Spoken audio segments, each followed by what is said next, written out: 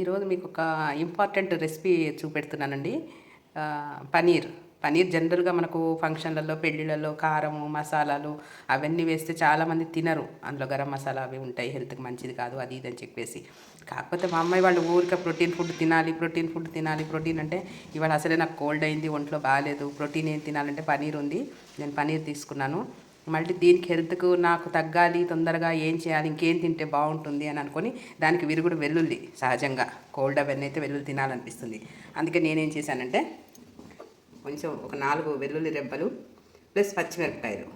పచ్చిమిర్చి ఎందుకు వేశారంటే పచ్చిమిర్చికి క్యాన్సర్ను జయించే శక్తి ఉంటుంది పచ్చిమిర్చికి. డాక్టర్స్ అందరూ రెడ్ చిల్లీ పౌడర్ అవాయిడ్ చేయండి అంటున్నారు.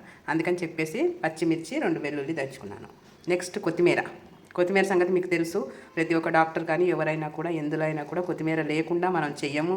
లస్సీలో కానీ, ఇందులో కానీ, వంటల్లో కానీ, చారు కానీ, పులుసు కానీ ఏదైనా కూడా కొత్తిమీర లేని వంట ఉండదు. దీనికి తోడు నేను ఇంకొక ఐటెం తీసుకున్నాను. ఏమిటి అంటే వేయించాను కొంచెం శనగపిండి, 1 స్పూను. ఎందుకు అని అంటే చాలా రోజులు మనకు అమ్మ వాళ్ళు చిన్నప్పుడు శనగపిండి తింటే కడుపు నొప్పి వస్తుంది, ఇది వస్తుంది, అది వస్తుంది చెప్తుండేవాళ్ళు. కాకపోతే శనగపిండిలో కూడా మంచి గుణాలు ఉన్నాయి అని చెప్పేసి తెలిసింది కాబట్టి 1 స్పూను శనగపిండి తీసుకున్నాం. మరీ ఎక్కువ అక్కర్లేదు.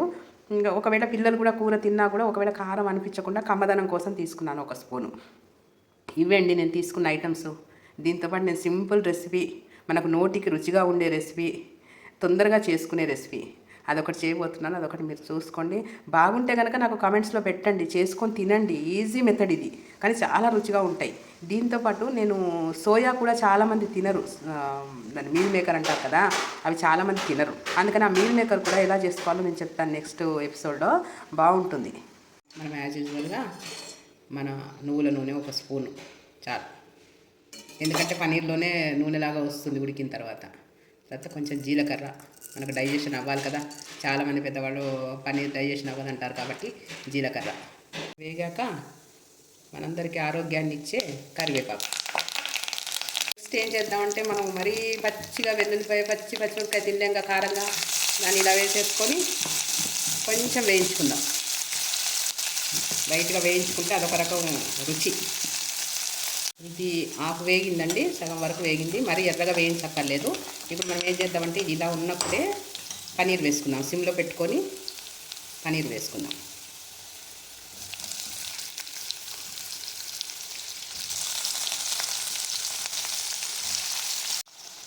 చూసారా, పనీరు మనం విడిగా వేయించక్కర్లే. పనీర్ని కొంచెం వేగినట్టు అవుతే చాలు. అందుకే 1 స్పూన్ ఆయిల్తోనే చేసుకోవాలి. కొంచెం వేగిన తర్వాత నేనైతే పసుపు వేస్తానండి. పసుపు చాలామంది వేసుకోరు, కానీ హెల్త్కి మంచిది కదా, అందుకని పసుపు వేస్తాను. కంపల్సరీ అన్నింటిలో వేస్తాను పసుపు. ఇలా కొంచెం వేయించుకుందాం. వేయించాక ఇది కొంచెం నీరు పోయాక సాల్ట్ వేసుకుంటే బాగుంటుంది.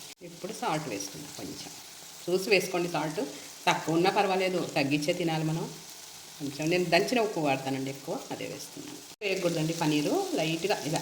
చాలా రెస్టారెంట్స్లో ఎర్రగా వేయిస్తారు, అక్కర్లేదు. లైట్గా కొంచెం వేడిగా ఇలా చేస్తే సరిపోతుంది. నెక్స్ట్ కొత్తిమీర వేసుకుందాం. మనం టేస్ట్ అంత బాగుంటుందండి.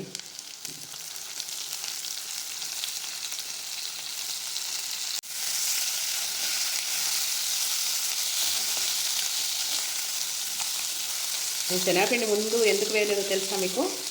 కొత్తిమీరలో కొంచెం తడి ఉంటుంది, ఆ కొంచెం తడిపోయిన తర్వాత వేస్తే శనగపిండి బాగుంటుంది. ఇంకొకటి ఏంటంటే శనగపిండి పచ్చిది వేస్తే అతుక్కొని ఉంటుంది, ఉడకదు సరిగ్గా.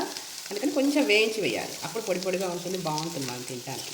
ఈజీ అండి, చాలా ఈజీగా చేసుకోవచ్చు. హెల్త్కి మంచిది, పిల్లలు పెద్దలు అందరికీ మంచిది. ఇందులో ఎవరైనా డాక్టర్స్ కనుక ఉంటే కామెంట్స్ పెట్టొచ్చు. డాక్టర్ గారు ఎవరైనా ఉంటే అసలు పనీర్లో ఎంత ఉంది, కొత్తిమీర ఎలా పనిచేస్తుంది, ఏదేంటి, ఈ రెసిపీ గురించి ఎవరైనా ఉంటే పెట్టండి సార్, అందరికీ తెలుస్తుంది కదా. అయిపోయిందండి మన కూర. ఇందులో మీరు నిమ్మకాయ పిండుకోవచ్చు, లేదంటే ఆమ్చూరు వేసుకోవచ్చు, బాగుంటుంది అట్లా. నేనైతే ఇప్పుడు ఏం చేయట్లేదు, మీకు కావాల్సిన వాళ్ళు వేసుకోవచ్చు. ఆమ్చూరు వేసుకోవచ్చు, నిమ్మకాయ పిండుకోవచ్చు, బాగుంటుంది. అయిపోయిందండి మన రెసిపీ. స్టవ్ ఆఫ్ చేశాను.